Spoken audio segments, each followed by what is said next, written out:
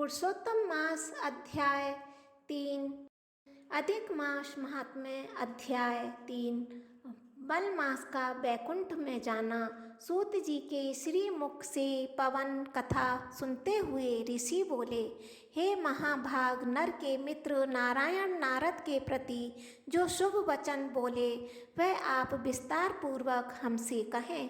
श्री सूत जी बोले, हे द्विज स्तंभो, नारायण ने नारद के प्रति जो सुंदर वचन कहे हैं वह जैसे मैंने सुने हैं वैसे ही कहता हूँ, आप लोग सुनो। नारायण बोले, हे नारद, पहले महात्मा श्री कृष्णचंद्र ने राजा युधिष्ठिर से जो कहा था वह मैं तुमको सुनाता हूँ। एक समय धार्मिक राजा अज्ञात शत्रु युधिष्ठिर छल प्रिय धृतराष्ट्र के दुष्ट पुत्रों द्वारा कृत कीड़ा यानी जुए में हार गए। सबके देखते देखते अग्नि से उत्पन्न हुई धर्मपरायण द्रौपदी के बालों को पकड़कर दुष्ट दुशासन ने खींचा और खींचने के बाद उसके वस्त्र उतारने लगा।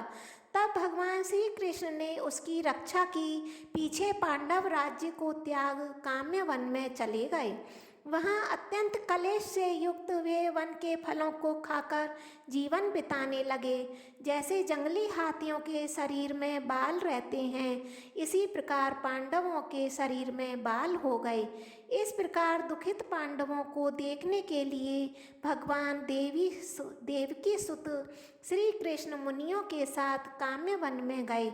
उन भगवान को देखकर मृत शरीर में प्राण आ जाने की तरह युधिष्ठिर, भीमसेन, अर्जुन आदि प्रेम विवल होकर सहसा उठ खड़े हुए और बड़ी प्रीति से श्री कृष्ण से मिले और भगवान कृष्ण के चरण कमलों में भक्ति से नमस्कार करने लगे।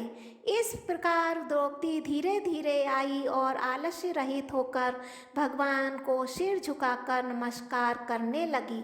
भगवान श्री कृष्ण ने उन दुखित पांडवों को मृग के चर्म के वस्त्र पहने देखा। पांडवों के समस्त अंग में धूल लगी हुई थी, रूखा शरीर था, चारों तरफ बाल बिखरे हुए थे। उसी प्रकार द्रौपदी को भी दुर्बल शरीर वाली और दुखी से घिरी हुई देखा। इस तरह दुखित पांडवों को देखकर अत्यंत दुखी भक्तवत्सल भगवान धृतराष्ट्र के पुत्रों को जला देने की इच्छा से उन पर क्रोधित हुए। विश्व के आत्मा जो बाहों को चढ़ाकर घूर कर देखने से करोड़ों काल के कराल मुख की तरह मुख वाले, धधकती हुई प्रलय की अग्नि के समान उठे हुए ओठों को दांत के नीचे और जोर से दबाकर तीनों लोगों को जला देने की तरह लग रहे थे। जैसे श्री सीता जी के वियोग में संतप्त भगवान रामचंद्र को रावण पर जैसा क्रोध आया था, उसी प्रकार क्रोधित भगवान को देखकर कांपते हुए अर्जुन श्री कृष्ण को प्रसन्न करने के लिए द्रौपदी, धर्मराज तथा अन्य लोगों को भी अनुमोदित होकर शीघ्र ही हाथ जोड़कर उनकी स्तुति करने लगे। अर्जुन बोले, हे कृष्ण, हे जगन्नाथ, हे जगत के नाथ, हे नाथ, मैं जगत के बाहर नहीं हूँ, आप ही जगत की रक्षा करने वाले हैं। हे प्रभु, क्या मेरी रक्षा आप न करेंगे? जिनके नेत्रों के देखने से ही ब्रह्मा का पतन हो जाता है, उनके क्रोध करने से क्या नहीं हो सकता? यह कौन जानता है कि क्रोध से संसार का पालन प्रलय हो जाता है? संपूर्ण तत्व को जानने वाले के कारण वेद और वेदांग के बीच के चित्त आप साक्षात श्री कृष्ण हैं। मैं आपकी वंदना करता हूँ, आप ईश्वर हैं। इस चराचर संसार को आपने उत्पन्न किया है। सर्व मंगल के मंगल हैं और सनातन के भी बीज रूप हैं। इसलिए इस जने के अपराध को आपके बनाए समस्त विश्व का आप नाश करेंगे। कैसे करेंगे? कौन भला ऐसा होगा जो मच्छरों को जलाने के लिए अपने घर को जला देता होगा?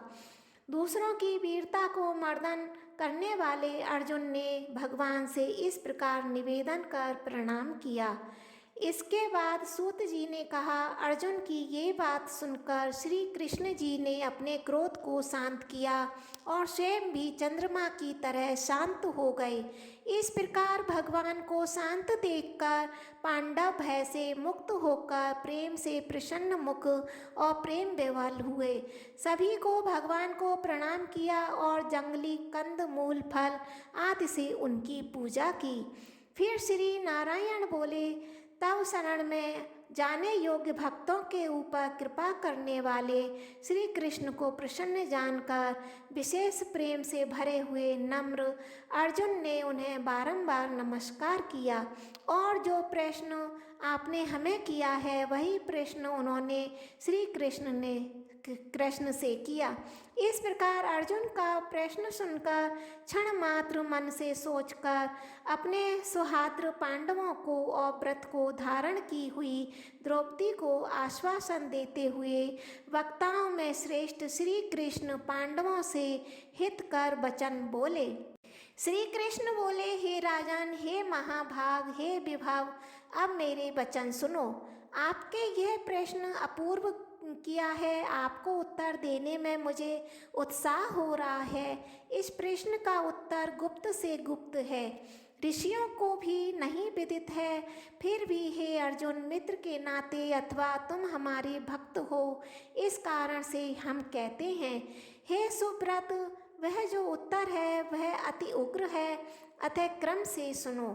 चैत्रादि जो 12 मास निमेष महीने के दोनों पक्ष घड़ियाँ, प्रहर, त्रिप्रहर, 6 ऋतुओं, मुहूर्त, दक्षिणायन और उत्तरायण, वर्ष, चारों युग, इसी प्रकार परार्ध तक जो काल है, यह सब और नदी, समुद्र, तालाब, कुएं, बावड़ी, गड़ैयाँ, स्रोत, लता, औषधियाँ, वृक्ष, बांस आदि पेड़, वन की औषधियाँ, नगर, गांव, पर्वत, पुरियाँ, यह सब मूर्ति वाले हैं और अपने गुणों से पूजे जाते हैं। इसमें ऐसा कोई अपूर्व व्यक्ति नहीं है जो अपने अधिष्ठाता देवता के बिना रहता हो। अपने अपने अधिकार में पूजे जाने वाले यह सभी फल को देने वाले हैं। अपने अपने अधिष्ठाता देवता के योग्य के महात्म्य से यह सब भाग्यवान है। हे पांडु नंदन, एक समय अधिक मास उत्पन्न हुआ। उस उत्पन्न हुए असहाय निंदित मास को सब लोग बोले, यह मल मास सूर्य की संक्रांति से रहित है, अतः पूजने योग्य नहीं है। यह मल मास मल रूप होने से छूने योग्य भी नहीं है और न शुभ कार्यों में अग्रणी है। इस प्रकार के वचनों को लोगों के मुख से सुनकर यह मलमास निरुपयोग, प्रभा रहित, दुख से घिरा हुआ, अति खिन्न मन और चिंता से ग्रस्त मन होकर व्यथित हृदय से मरणासन्न की तरह हो गया। फिर यह धैर्य धारण कर मेरी शरण में आया। हे नर, वैकुंठ भवन में जहाँ मैं रहता था वहाँ पहुँचा और मेरे पास में आकर मुझे पुराण परम पुरुषोत्तम को इसने देखा। उस समय अमूल्य रत्नों से जड़ित स्वर्ण के सिंहासन पर बैठे मुझको देखकर यह भूमि पर साष्टांग दंडवत कर हाथ जोड़कर नेत्रों में बारंबार आंसुओं की धारा बहता हुआ धैर्य धारण कर गदगद वाणी से बोला। इतना कहकर सूत जी बोले। इतनी कथा कहकर भगवान नारायण चुप हो गए। इस प्रकार नारायण के मुख से कथा सुन भक्तों के ऊपर दया करने वाले नारद मुनि पुनः भगवान नारायण को बोले।